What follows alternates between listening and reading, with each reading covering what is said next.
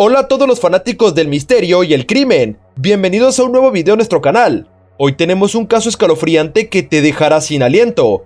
¿Qué llevaría un grupo de adolescentes a cometer un acto atroz como acabar con la vida de la madre de uno de ellos?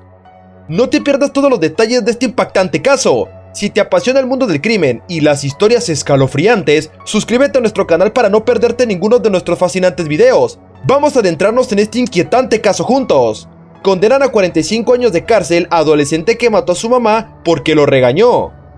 El menor le dijo a la policía que la mujer había desaparecido tras un robo en la vivienda, pero los rasguños en su cara terminaron delatándolo. Gregory Logan Ramos, de 17 años y que tenía 15 cuando ocurrió el crimen en Florida, Estados Unidos, fue condenado a 45 años de prisión tras declararse culpable de asesinar a su mamá por un regaño. El menor, según informó la policía de Volusia en noviembre de 2018, llamó para reportar un asalto en su casa y la desaparición de su mamá. Al llegar al sitio, habían sustraído electrodomésticos, computadoras, un rifle e incluso una PlayStation. Pero la camioneta de la víctima, identificada como Gail Clevenger, estaba en la puerta de la casa y con el motor en marcha. Los agentes, sin embargo, sospecharon porque el adolescente tenía marcas de violencia en la cara. A ellos les dijo que había tenido una pelea en la escuela, pero a su padrastro que se había caído por una escalera. Dos compañeros del menor, que le ayudaron a deshacerse del cuerpo, terminaron contando lo sucedido y horas después el joven tuvo que confesar. En la tarde del 2 de noviembre de 2018, mientras los oficiales del condado de Volusia responden a un llamado al 911 sobre un robo, no sabían que en realidad estaban entrando en el caso más inquietante que el condado de Volusia había visto jamás. Tal y como pudimos escuchar en el material audiovisual original, mientras el operador del 911 está recopilando información de Gregory Logan de 15 años, los oficiales están llegando a la escena. Dos oficiales dan un paseo por la casa de Gregory. Para su horror y sorpresa, no tardan en darse cuenta de que la casa ha sido destrozada. Más allá del reconocimiento, cada parte de la casa ha sido saqueada. Los armarios de los dormitorios fueron vaciados y tirados por todo el piso de la cocina. Cada gabinete fue abierto y saqueado, incluidos los que estaban debajo del fregadero. Los vidrios cubrían el piso de la cocina. Los oficiales no pueden evitar preguntarse si tal vez estos ladrones tenían una vendetta personal contra Gail, la madre de Gregory o su familia. Los oficiales hacen preparativos para llevar a Gregory, de 15 años, de regreso a la estación para que pueda estar cómodo mientras procesan la casa. Es en este momento que uno de los vecinos se acerca a ellos. Mientras el procesamiento continúa en la casa, Gregory es llevado a la estación. En busca de consuelo y apoyo, el chico llama a Ken Jones, su patrocinador con los exploradores de la policía, un programa para jóvenes que permite a los adolescentes interesados en la aplicación de la ley aprender los conceptos básicos y ayudar a la oficina del sheriff local. Ken saluda a Gregory en la estación y los dos se sientan a conversar.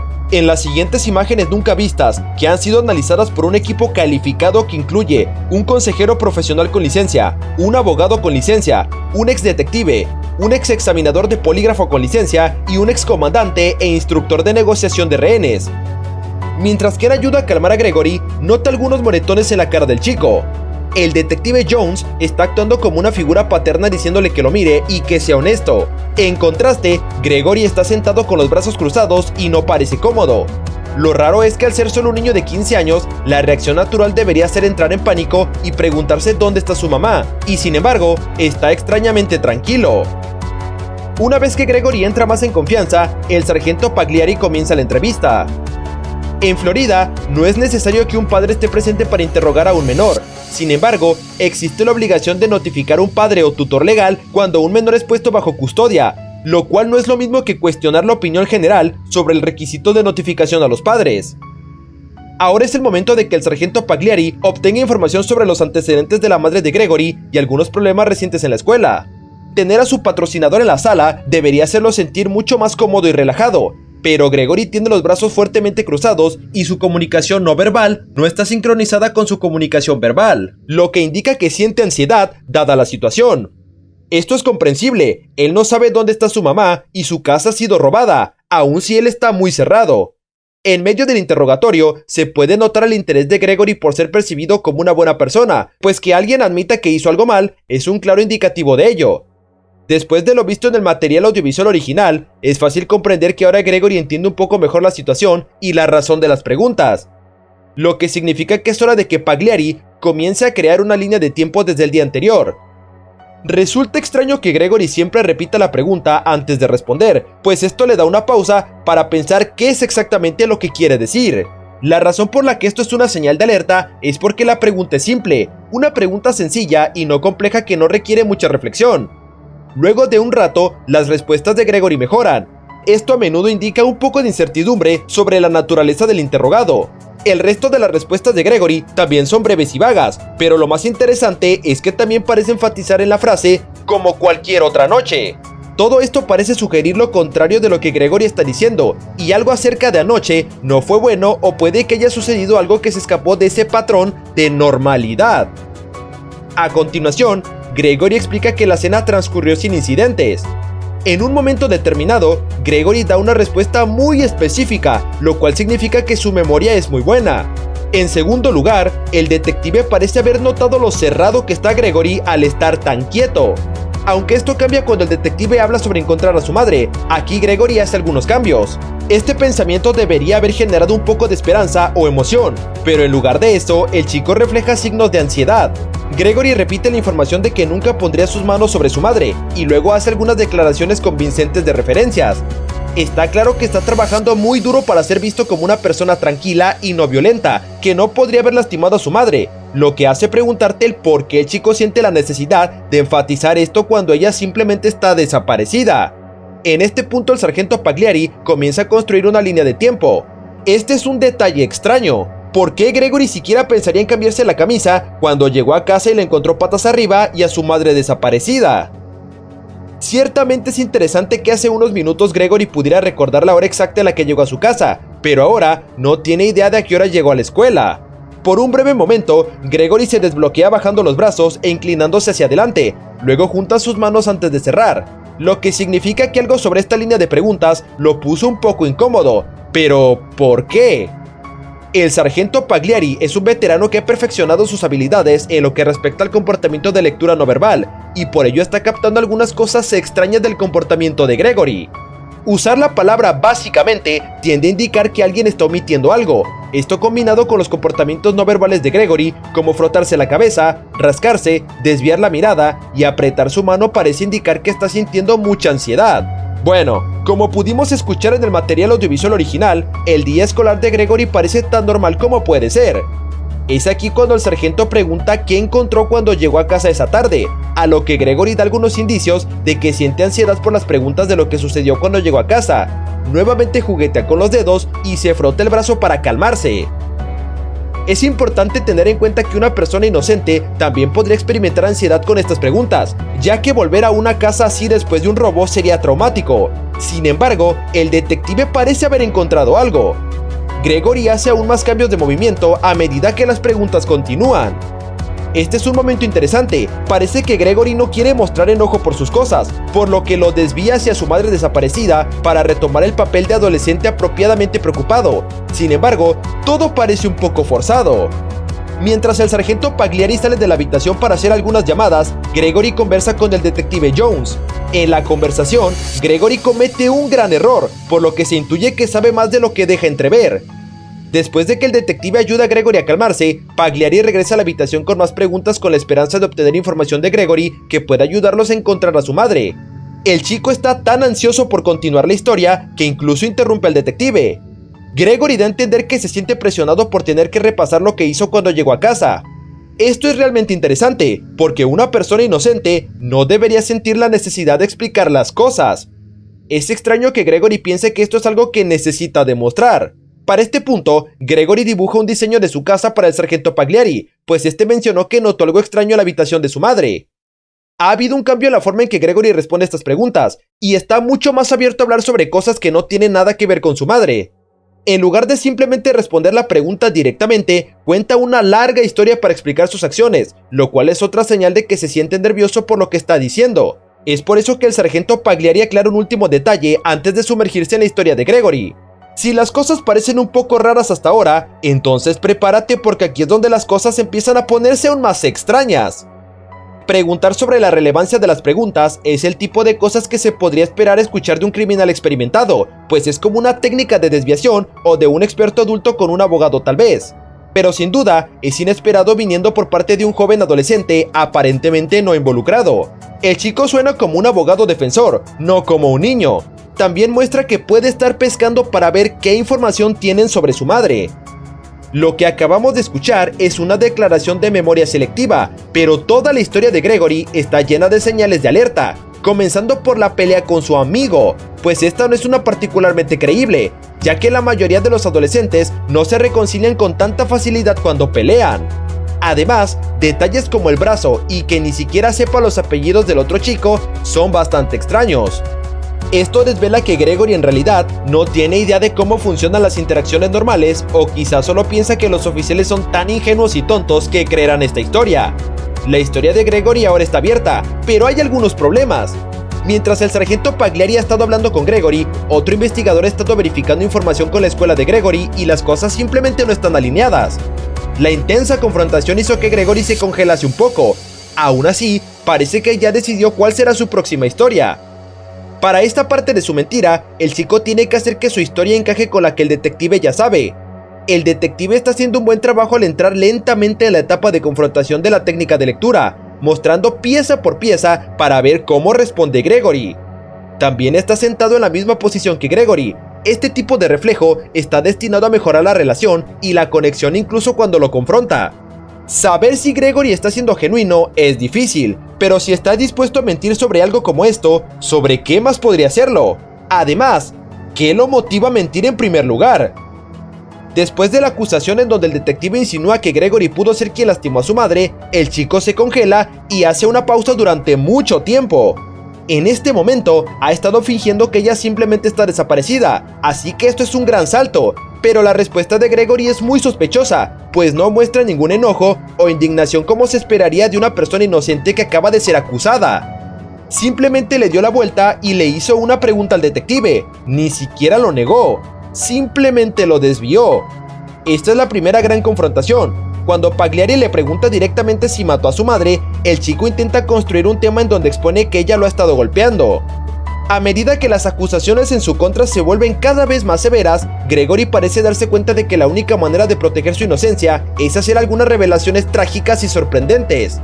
A medida que las acusaciones en su contra se vuelven cada vez más severas, Gregory parece darse cuenta de que la única manera de proteger su inocencia es hacer algunas revelaciones trágicas y sorprendentes. Por desgracia para él, los argumentos de su historia son cuestionables. Parece estar tratando de desviarse de la acusación de que mató a su madre y se puso a sí mismo en un papel de víctima ante los ojos del detective. Esta es una táctica bastante común para los individuos narcisistas, es decir, la implementación de amenazas o acciones como esta para manipular a otros. También hace un contacto visual muy intenso mientras se inclina hacia adelante. Parece estar tratando de leer si los oficiales creen en su historia. Gregory realmente está tratando de posicionarse como una buena persona, repitiendo lo mucho que se preocupa por su familia. Pero como es obvio, una persona verdaderamente inocente probablemente no necesitaría repetir esto para convencer a nadie, ya que sería lógico que simplemente no lo hizo. Fíjate lo que sucede a continuación. Sin duda, es muy atrevido que un chico de 15 años le diga a un detective qué hacer, pero dejemos esta arrogancia de lado por el momento. Es aquí cuando Gregory comienza a contar otra historia, hablando de los eventos que condujeron al incidente. Este relato suena similar al principio. Los exploradores de la policía lo llevaron a casa la noche anterior y se peleó con su madre por sus calificaciones. Sin embargo, las cosas dieron un giro sorprendente después. En esta historia, Gregory incluye un montón de detalles innecesarios para tratar de parecer honesto. Este tipo de adorno es un intento de enterrar la historia en los detalles. También es interesante porque puede ayudar a controlar la ansiedad de ser deshonesto. Al incluir todos estos detalles de honestidad excesiva en la historia, es casi como si estuviera intentando descarrilar la historia. Mientras cuenta esta nueva historia, no solo cambia varias veces, sino que también la llena de demasiados detalles. Además también se frota la nariz, se toca la boca, juguetea con un bolígrafo y luego se vuelve a poner en guardia. Todo esto indica que Gregory está experimentando un alto nivel de ansiedad. La historia de Gregory una vez más se alinea con lo que contó antes. Su mamá lo dejó en la escuela y él pasó su día como de costumbre hasta el sexto periodo. Gregory está una vez más tratando de parecer una buena persona al añadir a la historia el cómo ayudó a su amigo. A partir de ese momento, Gregory dice que él básicamente regresó a casa y luego siguió una larga pausa antes de responder. Claramente se está saltando algo mentalmente, pero hace un mal intento de encubrirlo, ya que es bastante obvio, especialmente porque hace varias pausas. Finalmente, después de horas de interrogatorio, Gregory comienza a divulgar parte de la verdad al pie de la letra. Esta información puede parecer irrelevante para encontrar a la madre de Gregory, pero el sargento Pagliari tiene la sospecha de que podría ser más importante para el caso de lo que nadie cree. El detective parece estar tratando de reflejar el lenguaje de Gregory, que es una táctica bastante común para construir una buena relación. Reflejar el lenguaje verbal tiene el mismo propósito que reflejar el lenguaje no verbal, ayuda con la conexión y la confianza. Gregory repite la palabra obviamente, lo cual es una forma de impulsar su narrativa. Recuerda, cuanto más repite algo, es más probable que los demás lo crean. Gregory parece estar obsesionado con su historia. Esta es la primera vez que vemos a Gregory ponerse realmente nervioso.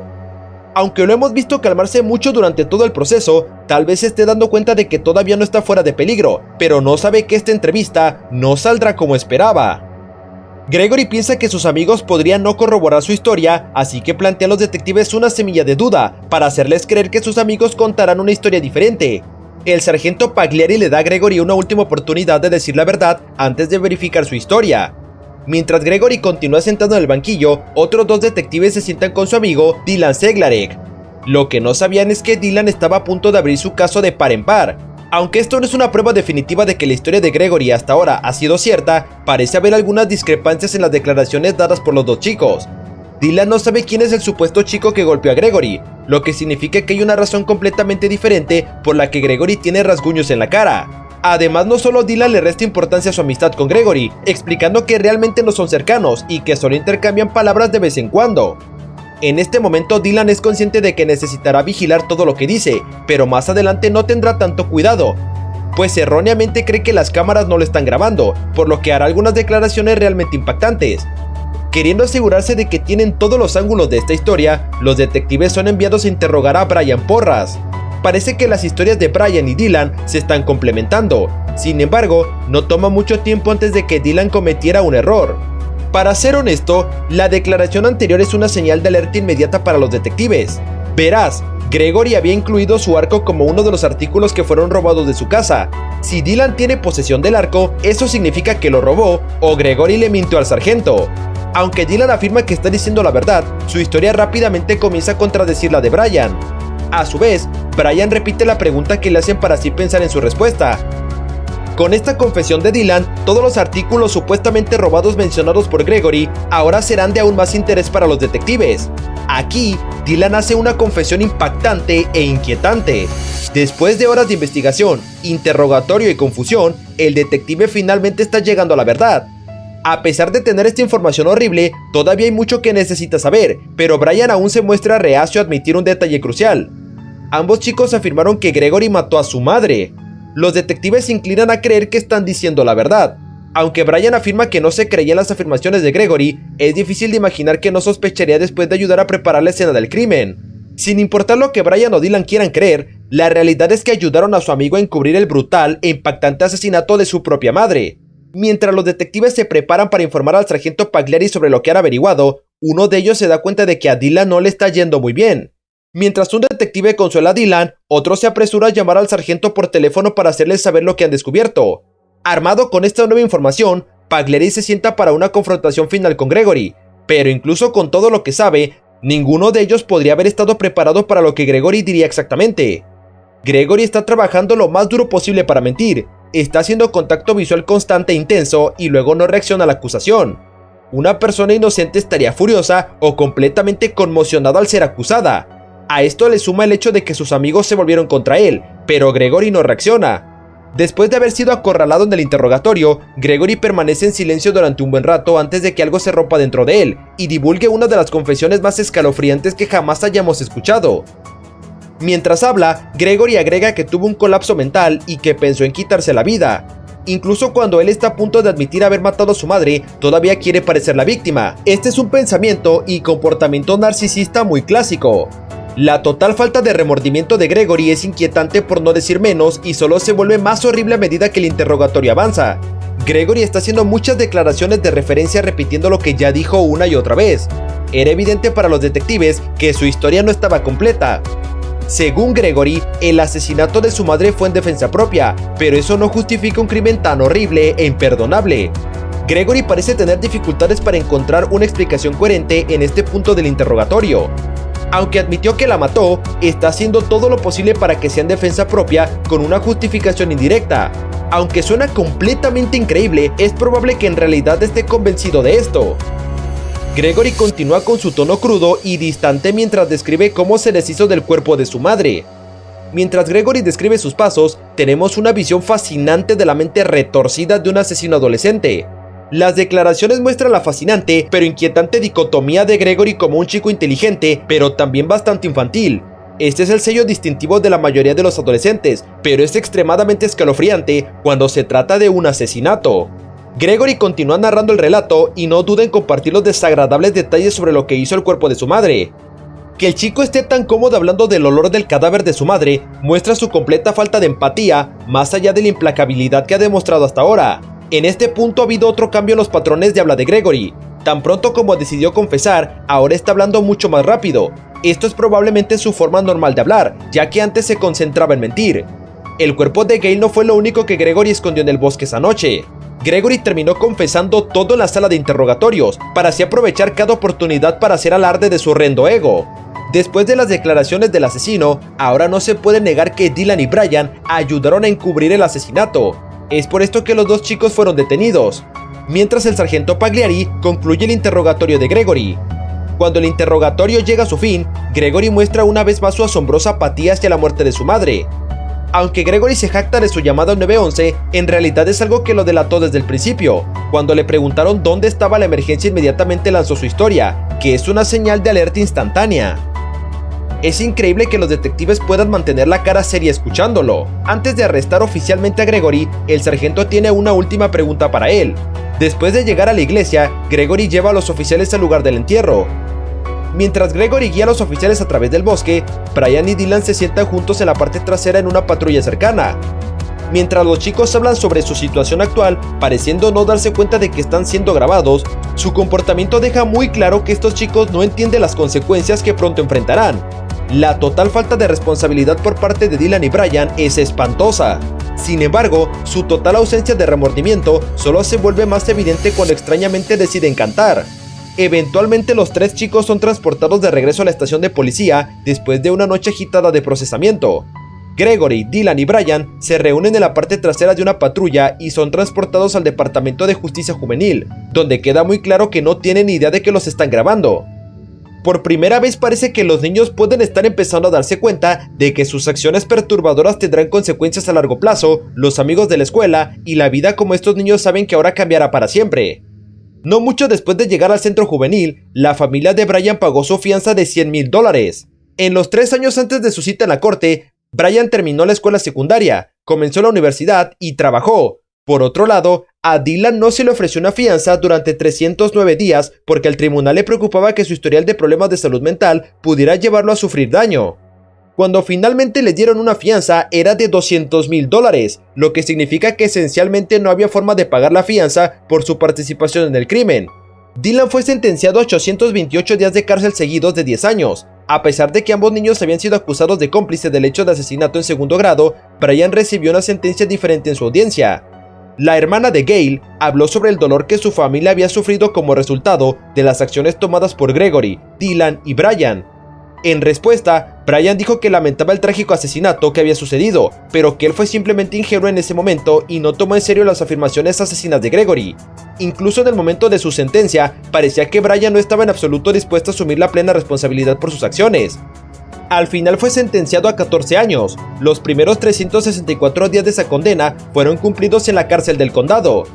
Según el sheriff del condado, Gregory es uno de los 3 principales sociópatas con los que ha estado en contacto, y es fácil ver el motivo del brutal asesinato de su madre. Gregory fue acusado como adulto y sentenciado a 45 años de prisión, mientras que su sentencia puede ser revisada nuevamente dentro de 25 años. La justicia ha logrado responsabilizar de su aberrante crimen al adolescente que asesinó a su madre. En primer lugar, es importante analizar el papel de la justicia en este caso. La tarea de responsabilizar a un menor por un crimen tan grave como el asesinato de su madre es un desafío para el sistema judicial. Los menores están protegidos por leyes especiales que tienen en cuenta su edad, nivel de madurez y capacidad de comprensión.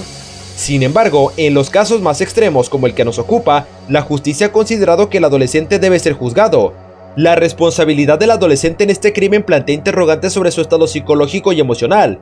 Es difícil comprender qué llevó a un joven a cometer un acto tan atroz como el asesinato de su propia madre. La psicología tiene un papel crucial en este caso, ya que es necesario comprender las motivaciones y el estado mental del adolescente para poder intervenir de manera adecuada. Es posible que el joven haya tenido problemas emocionales, familiares o psicológicos que lo llevaron a cometer este crimen. En cualquier caso, es esencial que se realice una evaluación exhaustiva de su estado mental para determinar si requiere tratamiento psicológico, terapia o cualquier otra forma de apoyo. La sociedad en general también se ve afectada por un crimen tan impactante como este. El asesinato de un familiar a manos de un menor conmociona y genera miedo entre la población. Muchas personas se preguntan cómo es posible que un joven sea capaz de cometer un acto tan violento, lo que lleva a cuestionar la efectividad de las medidas de protección de menores y la educación de la sociedad en general. Es necesario revisar y mejorar los mecanismos de detección y prevención de situaciones como esta, así como promover una educación que fomente el respeto, la empatía y la resolución pacífica de conflictos. Aunque a lo largo del caso pudimos darnos cuenta de que los cómplices de Gregory estaban igual de trastornados que él, podemos dar pie a un tema bastante interesante respecto a la naturaleza humana, y es que los hombres adolescentes suelen ser más propensos a cometer actos de violencia que las mujeres adolescentes. Esto se debe a una variedad de factores, y no hay una razón única que explique por qué los adolescentes cometen actos violentos. Algunos de los factores que pueden influir en la propensión de los adolescentes a cometer actos de violencia incluyen la influencia de sus amigos, la exposición a la violencia en los medios de comunicación, la falta de apoyo familiar y la presión social para adaptarse a ciertos comportamientos. Uno de los factores que puede influir en la propensión de los adolescentes a cometer actos de violencia es la influencia de sus amigos. Los adolescentes a menudo buscan la aceptación y la aprobación de sus pares y pueden verse influenciados por los comportamientos y actitudes de sus amigos. Si un adolescente se asocia con compañeros que tienen actitudes violentas o que están involucrados en actividades delictivas, es más probable que adopte esos mismos comportamientos. Además, la exposición a la violencia en los medios de comunicación también puede contribuir a la propensión de los adolescentes a cometer actos de violencia. Los estudios han demostrado que la exposición a la violencia en los programas de televisión, películas y videojuegos puede desensibilizar a los adolescentes a la violencia y hacer que la vean como una forma aceptable de resolver conflictos. Esta desensibilización a la violencia puede llevar a los adolescentes a ser más propensos a cometer actos violentos en la vida real. La falta de apoyo familiar también puede influir en la propensión de los adolescentes a cometer actos de violencia. Los adolescentes que no tienen una red de apoyo sólida en el hogar pueden sentirse solos, frustrados o enojados y recurrir a la violencia como una forma de liberar sus emociones. La falta de supervisión y orientación de los padres también puede llevar a los adolescentes a tomar decisiones impulsivas y arriesgadas que puedan resultar en actos de violencia. Además, la presión social para adaptarse a ciertos comportamientos también puede influir en la propensión de los adolescentes a cometer actos de violencia. Los adolescentes a menudo sienten la necesidad de encajar y ser aceptados por sus pares, y pueden estar dispuestos a participar en actividades delictivas o violentas para ganarse el respeto de los demás o para demostrar su valentía. También es importante señalar que la adolescencia es una etapa de desarrollo en la que los jóvenes experimentan cambios físicos, emocionales y psicológicos significativos.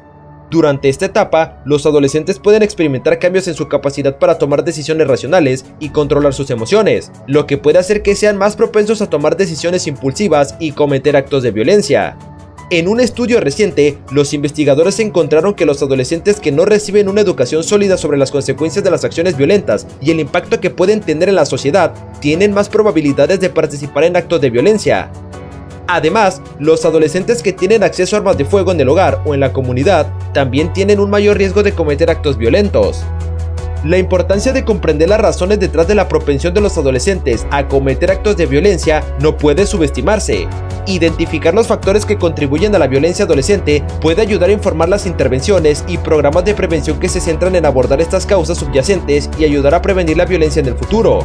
Las políticas y programas que abordan la influencia de los amigos, la exposición a la violencia en los medios de comunicación y la falta de apoyo familiar son fundamentales para abordar la propensión de los adolescentes a cometer actos de violencia. Además, es importante proporcionar a los adolescentes una educación sólida sobre las consecuencias de la violencia y promover prácticas de crianza positivas que fomenten relaciones saludables y el desarrollo de habilidades para resolver conflictos de manera pacífica.